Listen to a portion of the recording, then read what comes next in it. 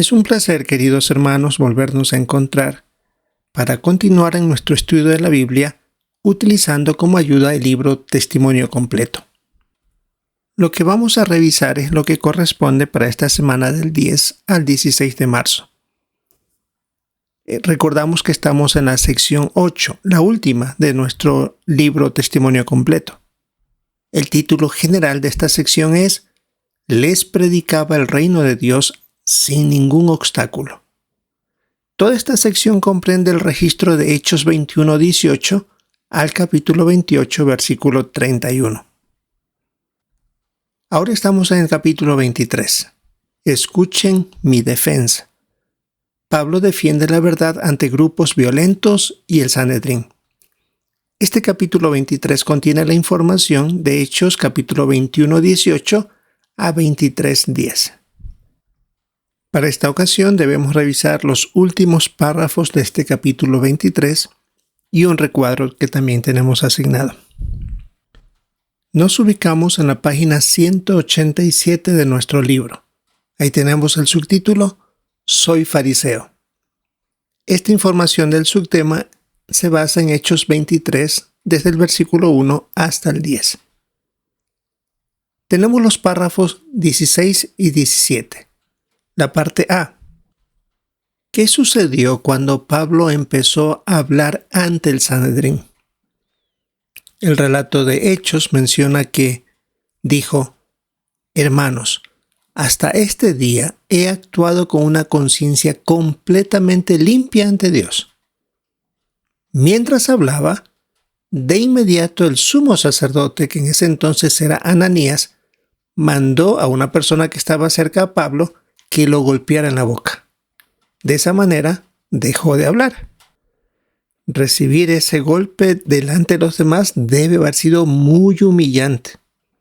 Pero esto también estaba indicando que este sumo sacerdote tenía prejuicios contra Pablo porque ni siquiera lo dejó hablar, dando la impresión de que estaba mintiendo sin decir mucho. Y como eso le molestó a Pablo, él se defendió y reaccionó diciendo: Dios te va a golpear a ti, pared blanqueada. Tú te sientas a juzgarme según la ley y al mismo tiempo violas la ley mandando que me golpeen. Sin duda Pablo estaba indignado por lo que se hizo. Veamos la parte B. ¿Cómo demostró Pablo que él era humilde después de que lo golpearon? Algunos de los presentes se molestaron con Pablo porque estaba insultando al sumo sacerdote. Cuando Pablo se enteró de a quién había dicho esta expresión pared blanqueada, dijo: Hermanos, no sabía que era el sumo sacerdote, porque está escrito: no insultes a ninguno de los jefes de tu pueblo. Estas son palabras que están en Éxodo 22:28.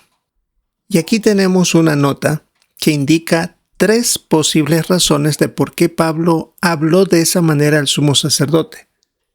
Una razón, posiblemente, que no veía bien. Otra razón, que tenía tanto tiempo fuera de Jerusalén que no sabía quién era el sumo sacerdote en ese momento. A diferencia de cuando Jehová nombró sumo sacerdote y era como tal hasta que moría y un familiar lo precedía o lo reemplazaba, en este entonces el sumo sacerdote era nombrado por alguna otra autoridad romana que ponía y sacaba a conveniencia. Y otra posibilidad es que, como había tanta gente, no se dio cuenta quién dio la orden para que lo golpeara, por eso se estaba hablando de manera general. Una vez que actuó de manera humilde pidiendo disculpas por lo sucedido, él utilizó otra táctica. Al saber que el Sanedrín estaba conformado por fariseos, como también por saduceos, dijo: Hermanos, yo soy fariseo, hijo de fariseos. Hoy se me está juzgando por mi esperanza en la resurrección de los muertos. Esta estrategia comenzó a tener su reacción. Veamos el párrafo 18. ¿Por qué dijo Pablo que era fariseo? ¿Y cómo podemos imitarlo en la predicación? Bueno, él venía de una familia que pertenecía a la secta de los fariseos, y todavía se lo relacionaba a él con esa septa. Y una nota que se menciona aquí es que en el año 49, cuando se topó el asunto de si los gentiles debían o no circuncidarse, se dice en el relato bíblico de Hechos 15 que algunos de los cristianos presentes eran miembros de la secta de los fariseos que se habían hecho creyentes. Y por eso Pablo habló de esa manera para tratar de captar la atención de un grupo de estos componentes del Sanedrín. Y esto hacía que encontrara un terreno común entre los que estaban ahí. Ahora, ¿cómo podemos imitarlo nosotros en la predicación?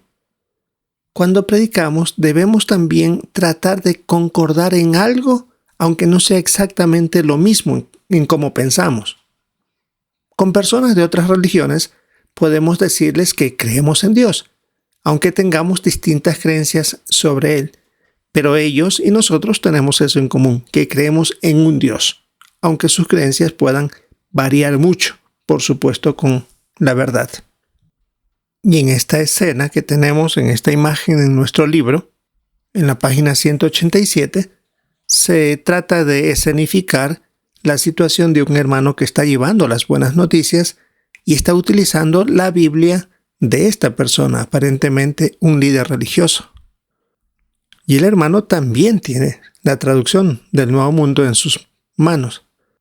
Así que concordamos en lo mismo, en el uso de la palabra de Dios, sin importar cuál sea su revisión o su traducción. Y eso hace que las personas entren en el mismo terreno común que nosotros queremos llevarlos.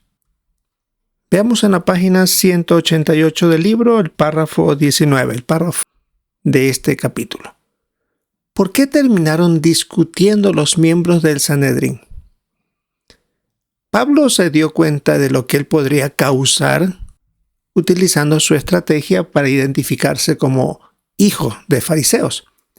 Así que consiguió dividir al tribunal y logró el apoyo de algunos de ellos porque decían: no hallamos nada malo en este hombre, refiriéndose a los fariseos, que vieron que ahí estaba delante de ellos un hijo de un fariseo y que también se identificó como tal. Y dijeron: ¿y si le habló un espíritu o un ángel? Esto causó polémica porque los saduceos no creían en los ángeles.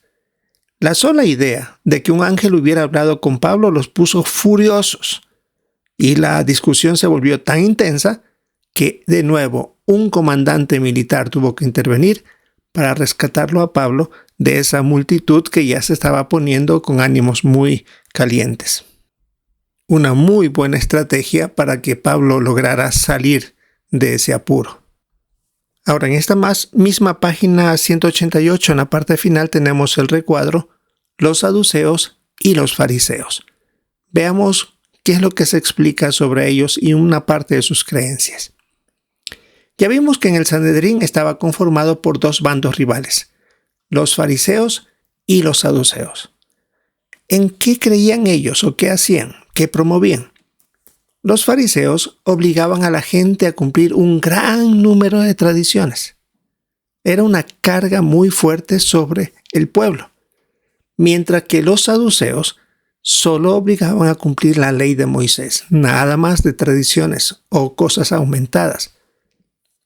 Pero sí, los dos grupos estaban en contra de Jesús y sus enseñanzas.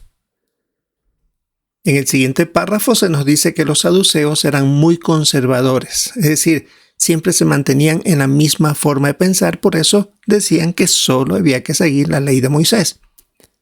La influencia de ellos era sobre personas ricas, y por eso tenían una relación estrecha con los sacerdotes. Es más, dos de sus miembros eran Anás y Caifás, que fueron ex sumos sacerdotes, personas adineradas y de mucha influencia. Y el último párrafo de este recuadro indica que los fariseos, en cambio, tenían una enorme influencia en la gente común y corriente. Mientras que los saduceos buscaban a los ricos, en cambio los fariseos se encargaban de la gente común y corriente. Por eso es que les exigían a ellos normas irrazonables para mantenerse puros ante Dios. Estos fariseos creían en la inmortalidad del alma y que al morir recibían recompensa o castigo dependiendo de sus hechos mientras vivían. Esto ya nos da una idea de por qué estas personas conformaban el Sanedrín y por supuesto trataban de buscar el beneficio y el juicio a su manera según sus propias creencias. Muy buena información y detalles que nos ayudan a conocer mejor todavía la situación a la que Pablo se estaba enfrentando. Esto es lo que teníamos que revisar, hermanos, para nuestro estudio bíblico de congregación para esta semana del 10 al 16 de marzo. Buen estudio, buenos puntos. Nuestra meta es poder participar comentando estos puntos y, por supuesto, prestar atención a los de nuestros hermanos.